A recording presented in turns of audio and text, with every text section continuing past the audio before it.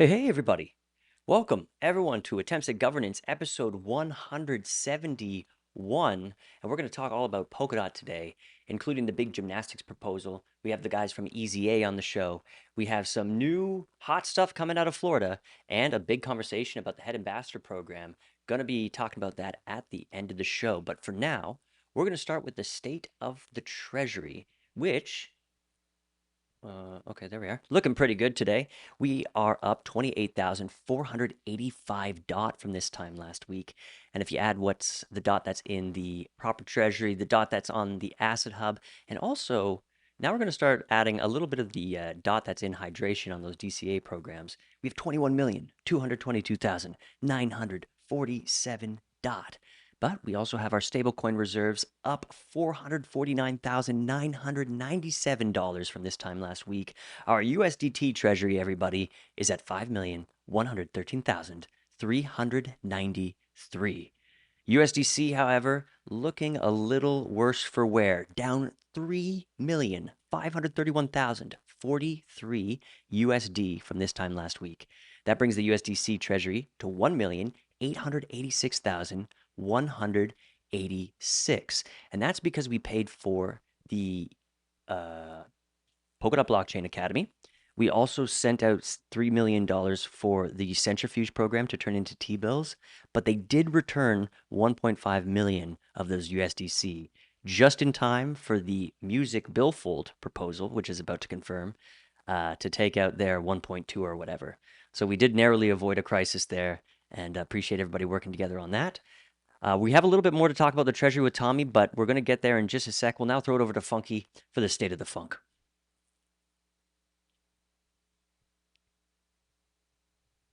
Oh my.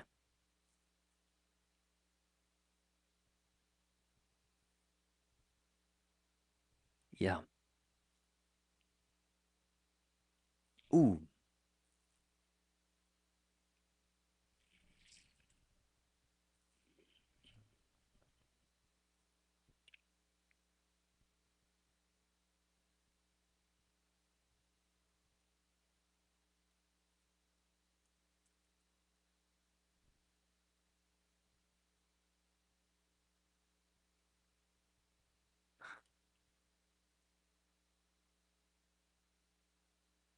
Over $5 million in Tether now, just sitting there waiting to be used. And let the treasury just replenish itself with dots so we can continue to add value and let that treasury grow over time. That's what the stables are there for. I'm like voting nay on stuff that is critical infrastructure, like Subsquid, just because I want people to get into the habit of using those stables. That's what they're there for. So just pleading with everybody in the community to be judicious when you're putting in those refs and asking for stables. Thanks so much, Jay.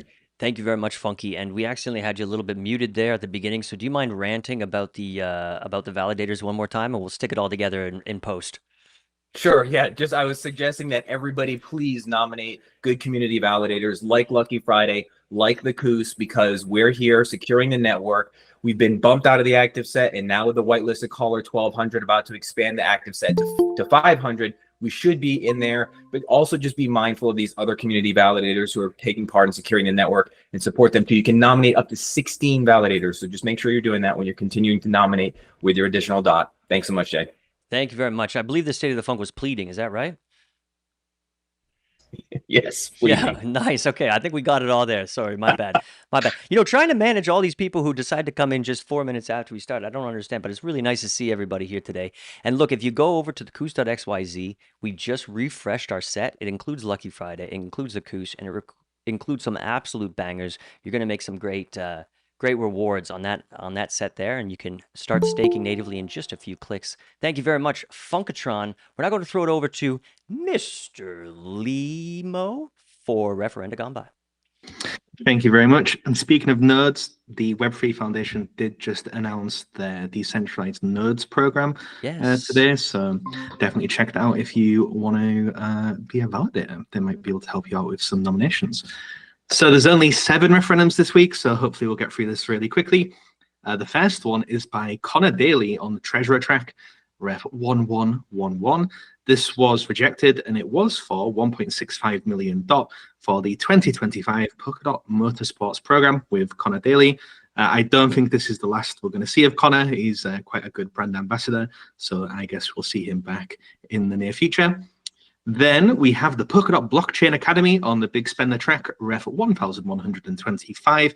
This was approved and it was for 1.96 million USDC for the Polkadot Blockchain Academy PBA X production and launch. And this is for production and execution for the period of September 2024 until March 2025. So congrats to all of the team there. Then, as you said, Jay, we've got Centrifuge. This one passed the ref 1,122. This was for 3 million USDC, but it was later changed to 1.5 million USDC, and the other half has been sent back by the Polkadot Community Foundation. And this proposal is for Polkadot to earn some RWA yield on stablecoins via Centrifuge's Treasury Bills product with their third party. Then we have Subwallet on the Big Spender track, ref 1,118. This was approved and it's for 169,000 DOT for 8 months of development for Subwallet. So congrats to those guys. Then I know the brothers are on the show. We've got Easy A on the medium spender track, ref 1,135. This was approved and it is for 87.5 thousand DOT for Easy A, Polkadot developer growth via in-person hackathons and crash courses. So congrats to you guys once again. Then we have Peter White on the medium spender track, ref 1,123. This was approved and it's for 520,000 USDC for the Inc. Alliance for a more successful plaza. And finally, we've got Bitsqueller on the small spender track, ref 1,136. This was approved and it is for 10,000 DOT for expanding Polkadot in the Philippines. And that was referendum gone by. Thank you very much, Limo. So we do have one little bit of business to get through today before we get to the presentations, and this has to do with our friend Allison Bob, who, oh, we see you. I thought we had a little problem there, but we get to see your beautiful face. You're working on the Q3 spending, is that right? Yeah, the Treasury report. Okay. In the past, it was actually a spending report, but with the last report, it has become a treasury report because it not only covers the spending, it also covers the income.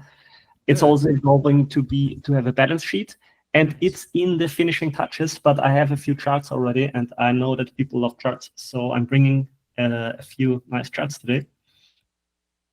And I'm starting with where Limo left us off, because every week he's on AAG. He has to spend longer and longer time to present all the proposals that went through. And that is very logical, because if we look at the referendums per month, they are at a point where they are touching 4 per day, like 4 per day referendum incoming. Doesn't mean we're deciding on all of those. Some get canceled. Do I need to make it bigger, Jay? No, I mean, I see it. Yeah.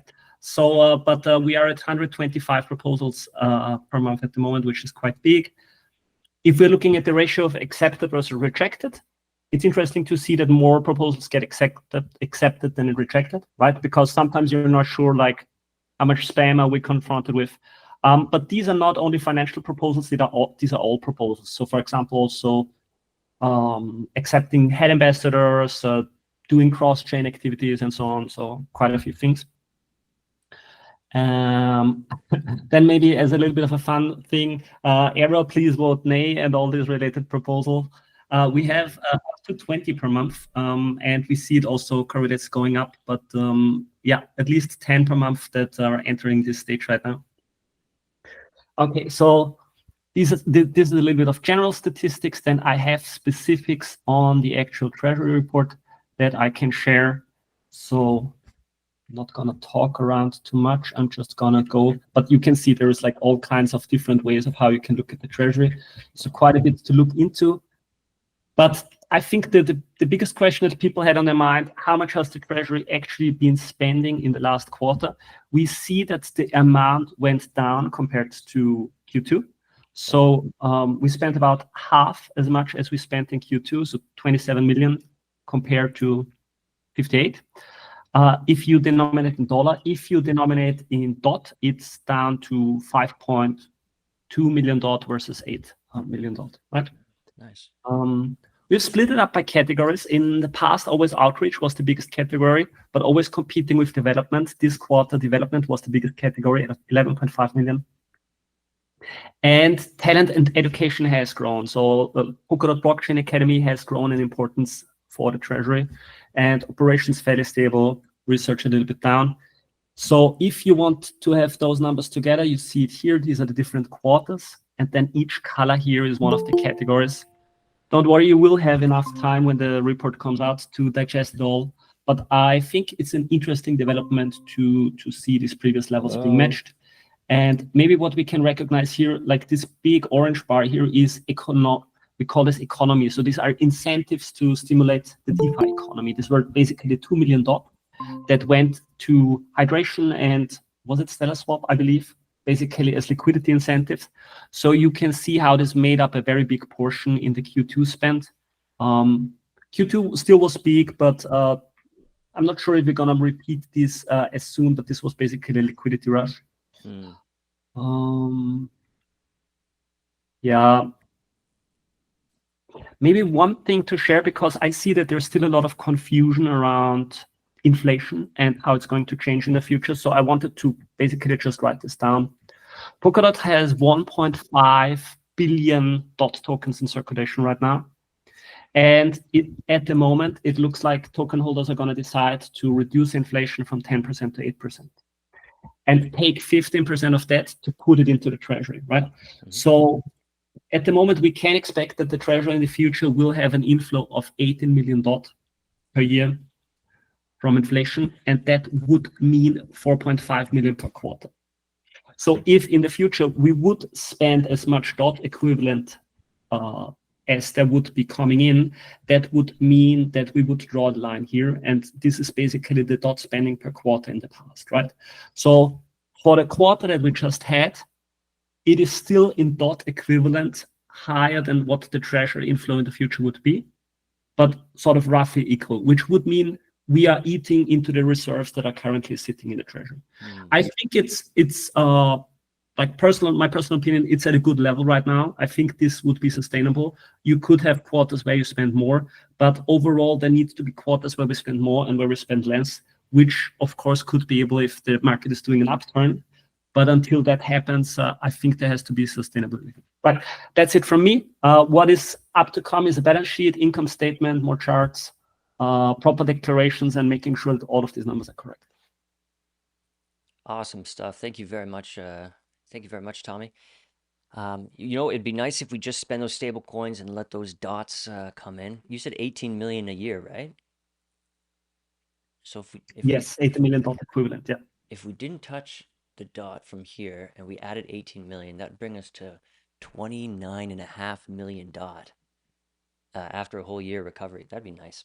Hey, one more thing, Tommy. How about is there a line for like loans? Because the treasury has like loaned out DOT for liquidity, hasn't it? That it's expected to eventually come back. Yeah, that's right. So how I am representing this is that I basically don't count it as an expense because it's sitting on the balance sheet. It's just given to another person, right? But logically, it still belongs to the DAO. So giving out loans does not count as an expense in accounting. This is why you have the income statement and the balance sheet, because in the income statement, you count expenses, but where your money is sitting right now is not represented in the income statement. So this is why you have the balance sheet, where you also count all the positions like liquidity provision to Pendulum, to Bifrost, now into Centrifuge, right? These are sitting in the balance sheet, and both of these documents give you a sort of as truthful as possible representation of your financial situation. Cool. And then how about the 5 million on Asset Hub and the 5 million on hydration? Where do you represent those?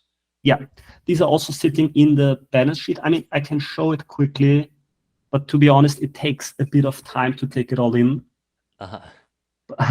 But basically, these are all the accounts that I can find. This is not yet counting Centrifuge because I think it was, Centrifuge is still missing. But then, for example, there was the MIF distribution multisig, which just went out. We have stablecoin acquisition campaigns right now. Fellowship has 2 accounts. Then the ambassador program in the future might have 2 accounts, depending on the outcome. And then there's 2 treasury accounts right now, and also holding USDT, USDC. So the balance sheet is where you can see basically every position. If you want to know the number here, this is before the MIF airdrop went out. And there the treasury essentially had, $131 million or 28 million DOT. And the big question on everybody's mind, Tommy, is where is your line for our dead holdings? Yeah, I did put it here. Really? The thing is, the debt holdings would come out at a value of $2.5 million. Yeah. Right. But then I was checking the markets, and the markets have a liquidity of maybe like $100,000, right? So right. I had it here in the first draft, but then I was thinking it would not give a truthful picture of the actual state of the treasury, because if you can not liquidate that $2.5 million, it would distort the whole picture, right? So I have opted to not include, like, treasury currently owns 3 different stable meme coins. So I've opted to not include it as long as there's not the liquidity to actually make money out of it. Yeah, yeah. That's an interesting line. Lorena? Sorry. Okay, all good. Anybody have any comments or questions on this before we move on? That would be Jose. Yeah, no, you know what? 20% of wrong proposals, that's pretty high, you know. Can we just, institute a pre-filter so, we can do something about that? Because that's kind of like a lot of time spent by people just name it, right? So just pointing that out. Sorry, I missed that. Lamenting the failed proposals, like the vote nay. What about them? If we can make a pre-filter on the interface, on which people make proposals, maybe we'll solve that problem, right? So it's just, 20% of proposals that go, nay, just because of mistakes that are being done by the applier, it's just, we could pre-filter that, right? I think. Yeah, I think it's getting closer. There is more tooling being developed. I think you cannot have 100% guarantee, because the treasury, for example, could run out of money for a request that you do. But there is some tooling to actually figure out a lot of fails beforehand. And get a developer to do it. I mean, there is, for example, PBA graduates, and we have a lot of good ideas about such things that we could do. So putting PBA graduates on a job might be a good idea. And there is it's not the right bounty, but sort of, maybe like have a bounty for such small governance improvements. All right. Well, we will hopefully sort that out by 2026. Thank you very much, Tommy, for all this hard work, and I'm looking forward to diving in there. Yeah, that's great. Let's get this slow show on the road, though. We're going to start with the first presentation today. This is the World's Gymnastics on Polkadot proposal. This is a really interesting one, actually. I finally got a chance to dive deep into it yesterday. I don't think it's what it appears to be on the surface, but we have a couple of the guys from Origin Trail. Where are you guys? Oh, hey guys, welcome to the show. We're going to start the timer here, and why don't you take some time to tell us what you want to say, and then maybe some time for questions, all within 8 minutes, guys. Welcome to the show. Sure. Thank you for taking us. I'll start, and then Tomasz can go a little bit into details. Thank you.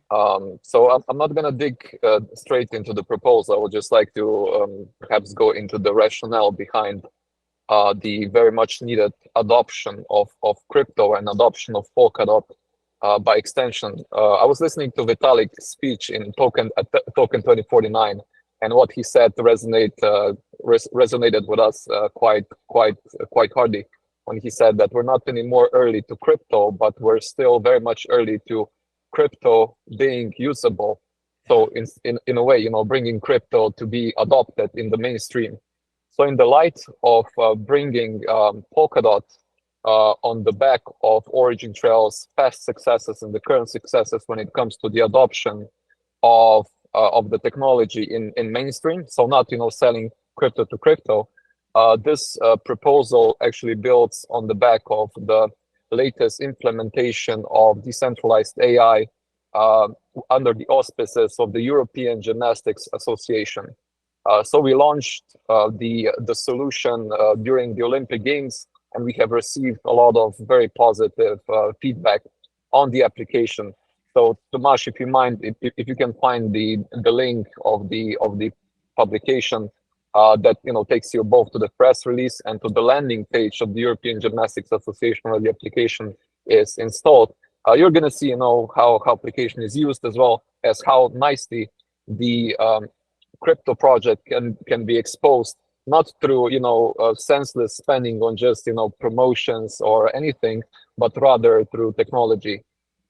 So on the back of this and all the rest of the adoption that Origin Trail has brought, not only for ourselves, but also by extension to Polkadot, since Origin Trail is mostly scaling its enterprise dealings on Polkadot relay chain called NeuroWeb.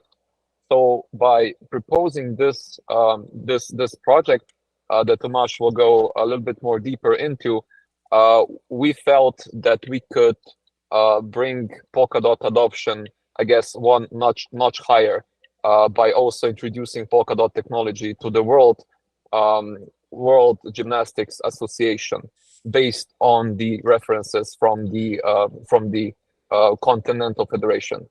So Tomasz, if you can perhaps go a little bit into the details of this proposal, and then we can take questions.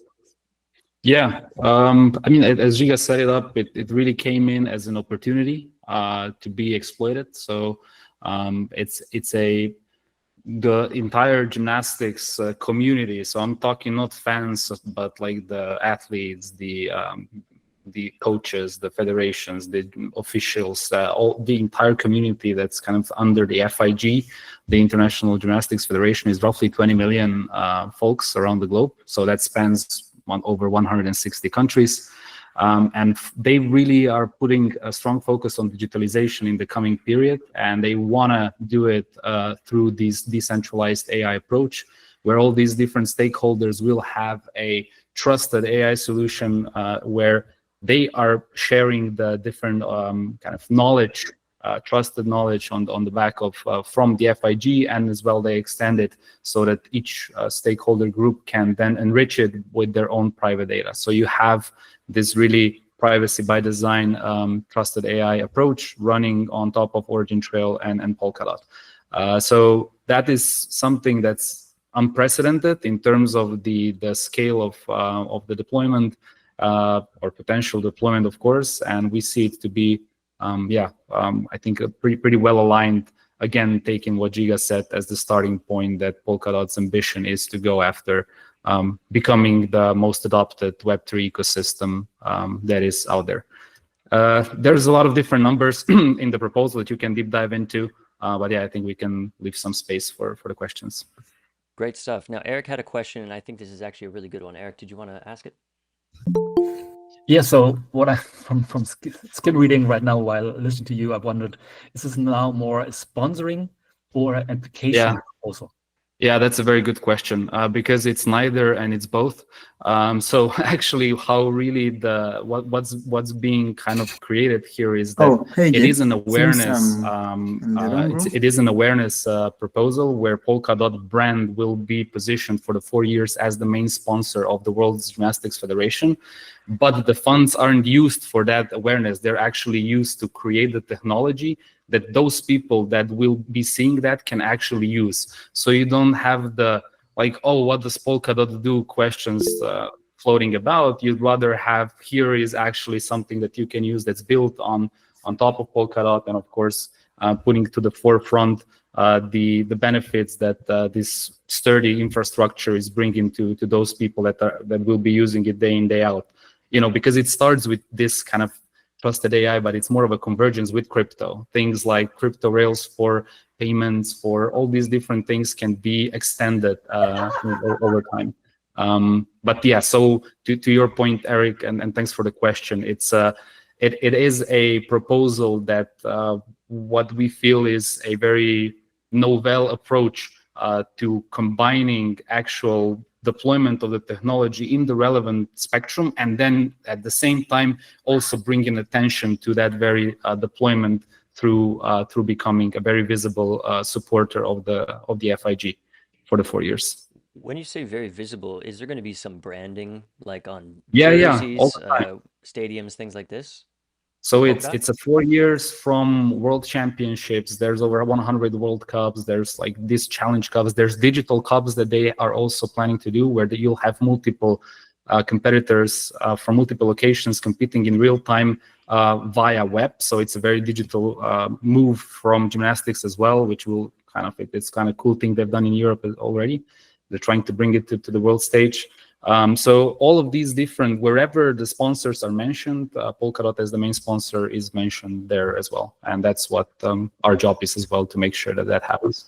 Yeah, I want to just clarify this. So if we compare it to something like the Inter Miami deal, where we gave DOT in exchange for brand sponsorship, we're actually giving an application in exchange for brand sponsorship. And this application is going to be used by potentially millions of people.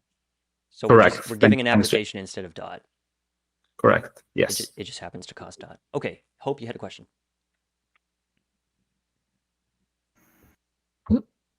I think you asked it, Jay. I was interested to understand how visually Polkadot would be seen and connected here. Would it, like, I clicked on the website, is it, is the comment of powered or sponsored by, powered by Polkadot, or anything visible during matches? And because I think that's something for me, is to, if we're connecting, because I love the idea personally, I think if we're connecting the technology, there has to be a sense of actual visibility to a consumer. Yeah, so within the European Gymnastics, if you go to their website, you're going to see the application that you can interact with, and you would see powered by Origin Trail now. So imagine this taken to the World Federation's website, just by replacing Origin Trail with Polkadot for this public instance. Of course, there are many other instances that would also feature powered by Polkadot. And then when user is using the solution, of course, they would go into the graph and into each knowledge assets that would feature essentially Polkadot's Polkadot by extension through the neural web as a relay chain that makes it possible for knowledge assets to exist and be parsed and be then exploited via generative AI that